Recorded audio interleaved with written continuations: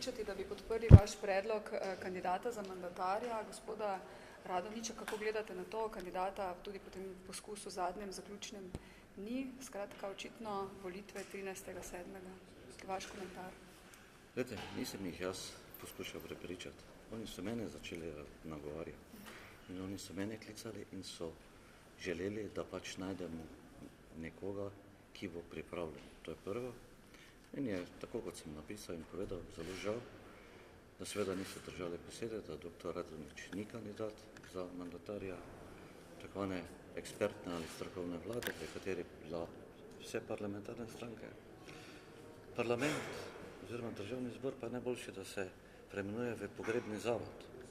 Kajti to, kar mi danes gledamo in doživljamo, to je pravzaprav, kot da si na eni pogrebni slovesnosti, kjer pogrebci ne vedo, kaj bi sami sabo, eno profesionalno osebje zunaj parlamenta pa vodi predstavo. Pravite, oni so me skušali prepričati, kdo so to oni? Vse sem napisal. Jaz sem napisal natančno v tistem poročilu, v izjavi za javnost, kdo me je klical, kdaj me je klical, s kom sem se pogovarjal, kaj je povedal, kako so potegali ti kontakti. Jaz sem natančno dal izjavo za javnost. Kam vas pelje pot iz državnega zbora?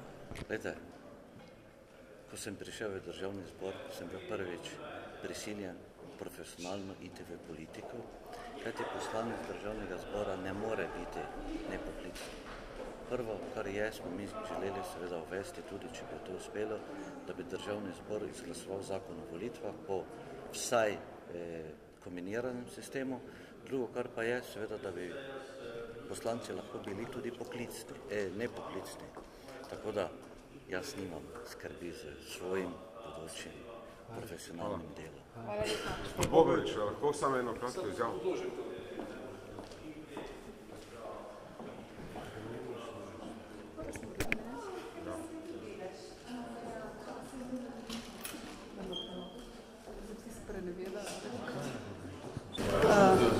Gospod Bogovič, čez nekaj trenutkov bo jasno, da se bo zaključil eden najkrajših mandatov v zgodovini slovenske države, trajal bo očitno okrog 2 leti in pol, manj kot 3 leta.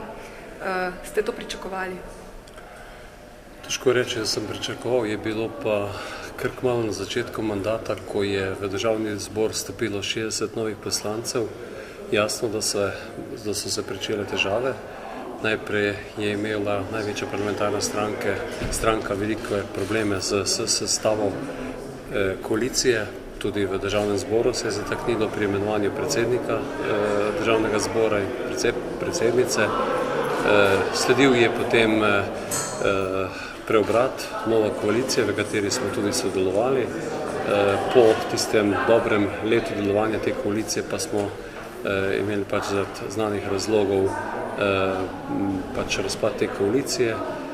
Vlada, ki pa je bila sestavljena s to podporo zadnje koalicije, pa je nastopila praktično brez koncepta. Ves čas se ni uspela dogovoriti okoli nobene pomembne zadeve, ki so tiste stvari, katere bi bilo nujno v tem času narediti. Nobena reforma ni bila sprejeta, fiskalni zakon ni bil izvedbeni sprejet in podobno. Tako da sem potem že lansko jesen sam ocenil, da je to operativno nesposobna vlada in dal predlog lanskega septembra potem, da se naredi tehnična vlada in da se mandat oddela do konca in da se naredijo tiste stvari, katere je potrebno. No, vas morda to preseneča, ker neuradno v vseh strankah vendarle govorijo, da jim ta poletni datum volitev ni najprimernejši, da se ni našlo tega tehničnega mandatarja. Ali se strankam res tako mudi na te predčasne volitve? Danes so razmerja v državnem zboru takšne, da vse ostalo kot predčasne volitve bi bilo za državo še slabše. Tako da sam se absolutno ne podpiram, da bi parlament, ki je praktično operativno nesposoben z tako razbitimi strankami, deloval še naprej. Ne znam si predstavljati, katera koalicija bi bilo moč sestaviti v parlamentu in bi tudi sprejemala odgovorne odločitve, ki so pred nami, sedaj pa že v zadnjem letu mandata parlamenta. Tako da se mi zdi, da to je edina pravilna odločitev. Zagotovo ni poletje primerno, ampak takrat, ko je vlada padla, ko se enostavno ni poiskalo novega mandatarja, je pač to ustavni rok, v katerem je treba volitve izpeljati. SLS bo pripravljena politika? Ste pripravljeni? V Slovenski ljudski stranki smo na volitve pripravljeni na takšen način, da imamo dan že evidentiranih več kot 2/3 vseh kandidatov. S programom smo pred koncem, mi smo ga že okoli novega leta, letošnje leto obravnavali na organih, na odborih stranke, tako da zagotovo gre Slovenska ljudska stranka na te volitve pripravljena in pa tudi samozavestna. Hvala lepa.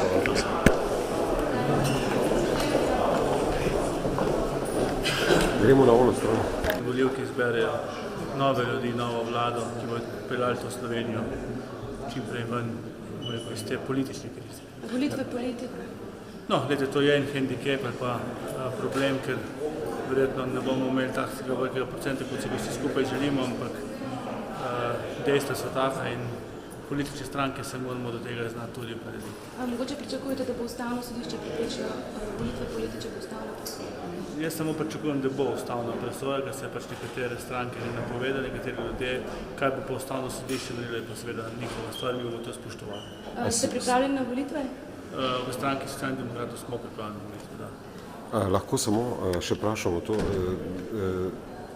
boste res nastopili skupno listo z Desusom oziroma ali skupaj nastopili z Desusom? Ne, pogovarjamo se o tem, da bi skupaj nastopili? Ne, da bi šli, bom rekel, narediti neko predvolilno koalicijo.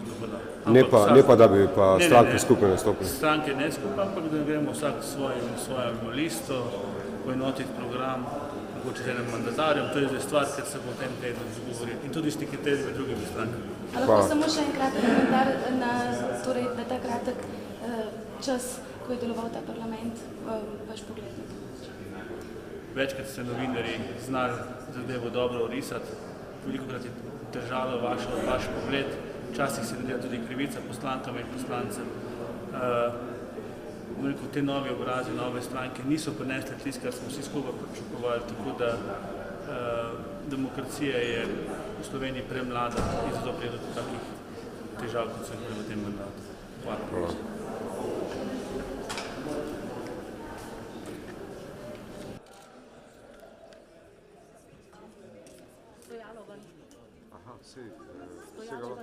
Vse to spada k temu? Ne, to spada k temu. Brez stojala. Dobro, sej. Spoštovani gledalci, cenjene gledalke, lepo pozdravljeni. Verjetno je nekoliko nenavadno, da vam takole v času nedeljskega kosila predvajamo sliko iz Državnega zbora. Toda le še nekaj trenutkov, natanko do 12 lahko poslanske skupine ali vsaj 10 poslancev še predlagajo tretji krog volitev novega mandatarja. Če bi slučajno do predloga prišlo, bi poslanci na nadaljevanju izredne seje, ki se bo vsak trenutek začela, o tem opravili razpravo.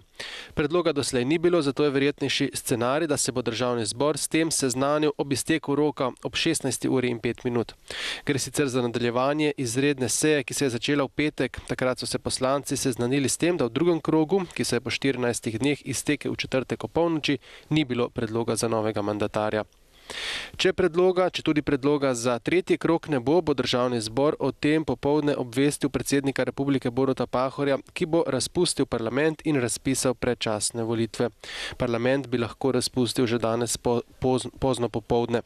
V tem primeru bomo na tretjem programu TV Slovenija tudi neposredno prenašali njegovo novinarsko konferenco. Vabljeni k ogledu.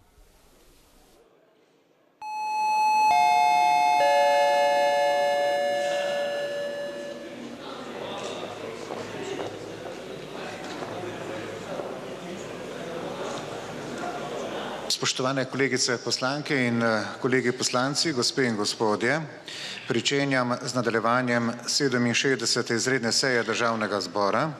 Obveščen sem, da se današnje seje ne morejo udeležiti naslednje poslanke in poslanci.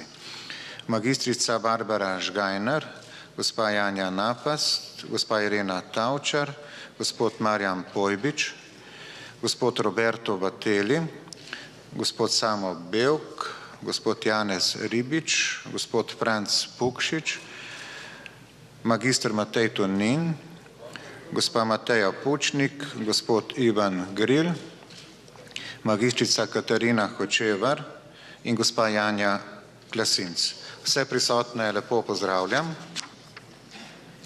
Nadaljujemo s prekinjeno 2. točko dnevnega reda, to je z obravnavo predloga za izvedbo volitev predsednika vlade na podlagi 4. odstavka 111. člena Ustave Republike Slovenije in 1. odstavka 228. člena Poslovnika Državnega zbora. Obveščam vas, da do nedelje 1.6.2014 do 12. ure nihče od kvalificiranih predlagateljev ni vložil predloga sklepa za izvedbo volitev predsednika vlade.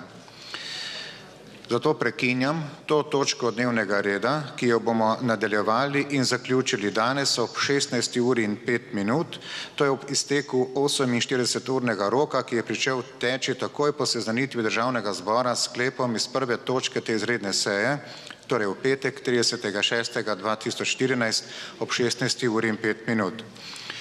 Prekinjam tudi 67. izredno sejo Državnega zbora, ki jo bomo nadaljevali ob 16:05. Hvala.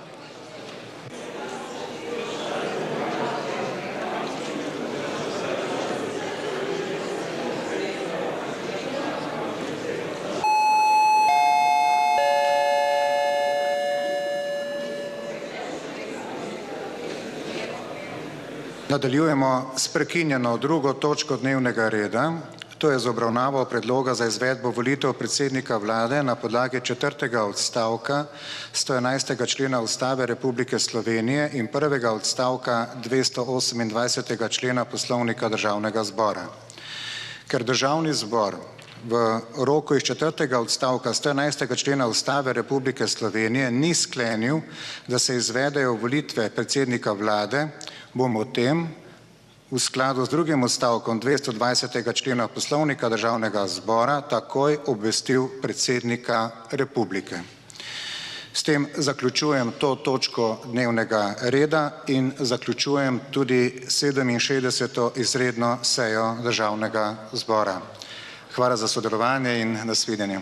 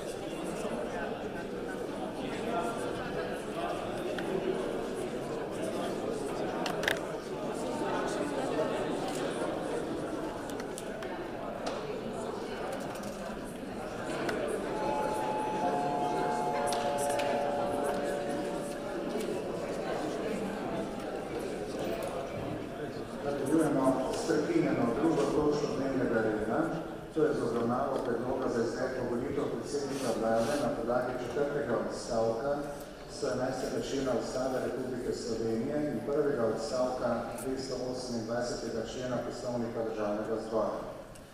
Ker Državni zbor v roku iz 4. odstavka 111. člena Ustave Republike Slovenije ni sklenil, da se izvedejo volitve predsednika vlade, bomo v tem v skladu z 2. odstavkom 220. člena Poslovnika Državnega zbora takoj obvestil predsednika republike. S tem zaključujem to točko dnevnega reda in zaključujem tudi 67. izredno sejo Državnega zbora. Hvala za sodelovanje in nasvidenje.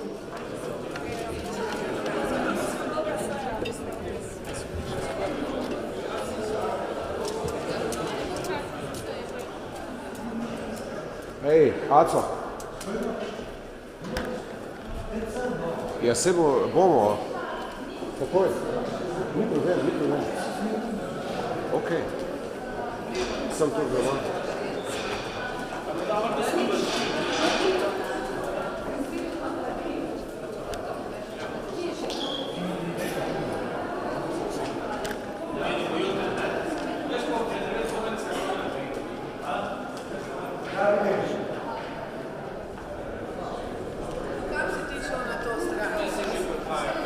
Žal.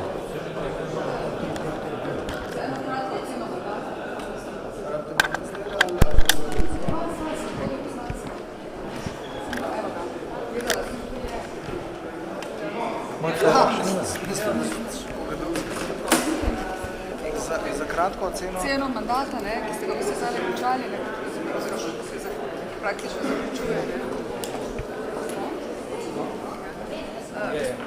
Gospod minister, kako poslanci državljanske liste ocenjujete, gledate mandat? V bistvu se pravkar zaključuje eden najkrajših mandatov v novejši zgodovini slovenske države. Tako je, mandat se zaključuje. Vendar opozarjam na to, da ni še končan in jaz si zelo obetam oziroma pričakujem, da bo ta mandat tudi dostojno predan. To pa pomeni, da bomo čim manj odločitev še sprejemali, ker v zadnjem času smo priča pravzaprav škodljivim odločitvam, ki se ne bi smeli zgoditi in se ne bi zgodilo, če bi vlada in vladna večina funkcionirala. Kar pa se tiče mandata, pa seveda državljanska lista je sodelovala v 2 vladah tega mandata. Lahko rečemo, da sta bili obe vladi do določene mere uspešne, vsaka po svoje, vsaka na svojem področju. Mislim, da kot celota je bilo upravno veliko delo in moramo vedeti, da so okostnjaki, ki so padali iz omar, se nabirali 20 let in več in mislim, da je v tem mandatu prišlo do nekega preobrata, ko so se zadeve končno začele urejati. Kaj pa državljanska lista? Vaš predsednik je odstopil po evropskih volitvah, zdaj ste praktično še brez vodstva. Na kakšen način se boste pripravili na predčasne volitve? Te se obetajo najverjetneje 13. julija. Tako je, v državljanski listi smo pripravljeni na volitve, resna stranka je vedno pripravljena na volitve. Res je, predsednika bomo zbirali na kongresu in mi pričakujemo, da bomo, glede na to, da bomo prišli na volitve z dobrim, prenovljenim, udarnim programom, bomo prišli na volitve tudi z močno ekipo, tudi v osebi predsednika stranke. Boste čisto nastojno nameravate s kom v predvolilno koalicijo? Boste s kom sodelovali na teh volitvah predčasnih? Trenutno te zadeve niso aktualne. Mi se pripravljamo, da gremo na volitve sami. Gospod Branicelj, vi ostajate v politiki, aktivni boste kandidirali na prihajajočih volitvah in morda veste že ostali vaši poslanski kolegi iz stranke ostajajo v politiki ali se je kdo odločil, da ne bo kandidiral? Zase lahko rečem, da bom korektno pomagal stranki do volitev. Potem bo pa to seveda odvisno od volilnega uspeha. Ravno tako mislim, da naše kolegice in kolegi ravno tako držijo z ekipo in bomo poskušali narediti vse, da dosežemo na volitvah dober rezultat. Hvala lepa.